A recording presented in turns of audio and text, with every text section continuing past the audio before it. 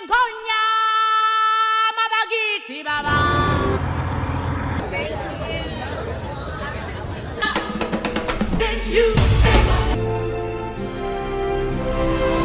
Isang Nathan Tanging araw sa inyong lahat, mga Nathan Tangi. Welcome back to our Nathan Tanging adventure. Today, I am super pumped because I just got back from an incredible experience watching The Lion King the Musical Broadway dito sa Durham Performing Arts Center dito sa Durham, North Carolina. Ito ay bahagi pa rin ng kanilang World Broadway Tour at maswerte nga tayo dito sa North Carolina dahil pinili nila ito bilang isa sa kanilang mga venue. Let me tell you, mga Nathan Tangi, walking into the theater was like stepping into another world. Ang buong theater ay puno ng anticipation and excitement, and I couldn't wait to see how they brought this Disney classic to life on stage. Sobrang nakaka-amaze kasi sobrang lapit lang ng mga performers kung saan ako nakaupo. Sa harapan pala ako nakaupo, mga Nathan Tangi. I arrived at the venue 30 minutes before mag-start ang show. Unti-unti na ngang nagsisidatingan ang mga manunood. And may reminder pa lang kanilang mga staff na bawal kumuha ng photos and videos during the show. At ito pala ang loob ng theater. At ang mga attendees ay coming from all walks of life and from all ages. Talaga namang lahat ay pwede dito. The set design was absolutely breathtaking. From the moment of the curtain rose, I felt transported to the heart of the African savannah. The attention to detail was phenomenal, and every scene was like a work of art. Nakakamangha talaga. At pagdating sa music, wow! As in wow! The iconic songs we all know and love sounded even more incredible.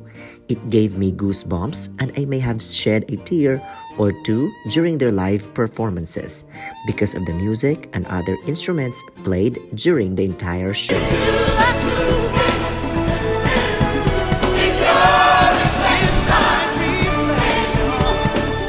Pag-usapan naman natin ang cast, characters, and performances. The cast was absolutely phenomenal. Each actor brought such depth and emotion to their characters, and the energy they brought to the stage was exceptional. Napakahusay! And of course, I have to give a shout out to the incredible puppetry and choreography. The way they brought the animals to life was pure magic. Nakakamangha din ang kanilang mga costumes and pagpapalit-palit nito. Overall, watching The Lion King on Broadway was an experience I will never forget. It was a perfect blend of nostalgia, artistry, and pure entertainment. If you ever get the chance to see it live, trust me, you won't regret it.